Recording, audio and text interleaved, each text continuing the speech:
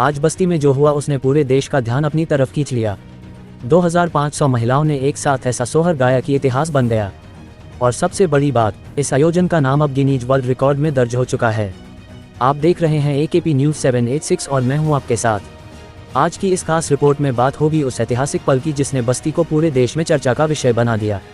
बस्ती में नक्सल मुक्त भारत के उपलक्ष्य में एक भव्य सांस्कृतिक कार्यक्रम आयोजित किया गया, जहां लगभग 2500 महिलाओं ने सामूहिक रूप से भगवान श्री राम का पारंपरिक सोहर गाया।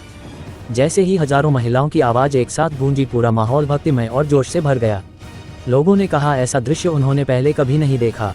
सबसे खास बात यह रही कि इस आयोजन को गिनीज वर्ल्ड रिकॉर्ड की टीम ने आधिकारिक रूप से रिकॉर्ड किया। जज ऋषिनाथ खुद मौके पर मौजूद रहे और जैसे ही रिकॉर्ड दर्ज होने की घोषणा हुई, पूरे पंडाल में तालियों और जयकारों की गूंज सुनाई देने लगी। अब जरा ये भी समझिए कि आखिर इस आयोजन का संदेश क्या था। महिलाओं ने सामूहिक रूप से प्रधानमंत्री नरेंद्र मोदी और केंद्रीय गृह मंत्री अमित शाह के प्रति आभार व्यक्त किया। उनका कहना था कि देश में अब शांति, सुरक्षा और विकास का नया माहौल बना है और नक्सलवाद जैसी बड़ी चुनौती खत्म होने की दिशा में भारत तेजी से आगे बढ़ रहा है। लेकिन कहानी सिर्फ रिकॉर्ड बनाने तक सीमित नहीं रही। इस कार्यक्रम ने एक और बड़ा संदेश दिया। बस्ती की महिलाओं ने दिखा दिया कि अब महिलाएं सिर्फ घर तक सीमित नहीं हैं, बल्कि समाज और राष्ट्र निर्माण में भी अग्रणी भूमिका निभाने के लिए पूरी तरह तैयार हैं।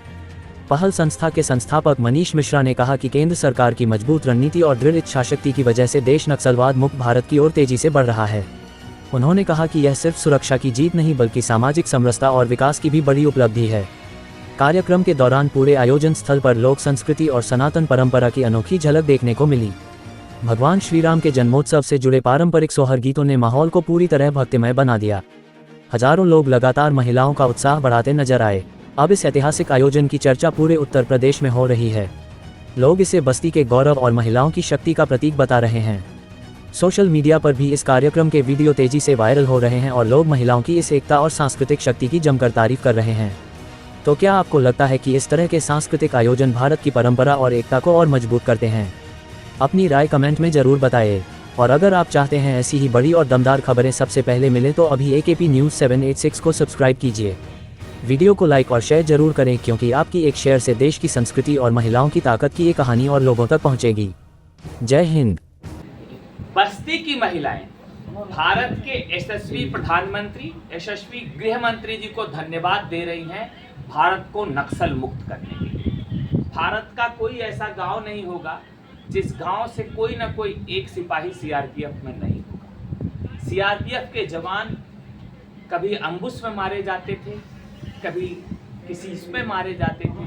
आज भारत ने भारत के अंदर रहने वाले, भारत को कमजोर करने वाली ताकतों को पूरी तरीके से समाप्त कर दिया है।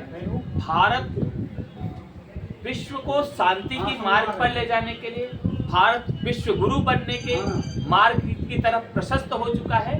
उसी की खुशी में, उसी के स्वागत में बस्ती की महिलाएं, 2100 महिलाएं सोहर गा करके विश्व रिकॉर्ड बना रही हैं।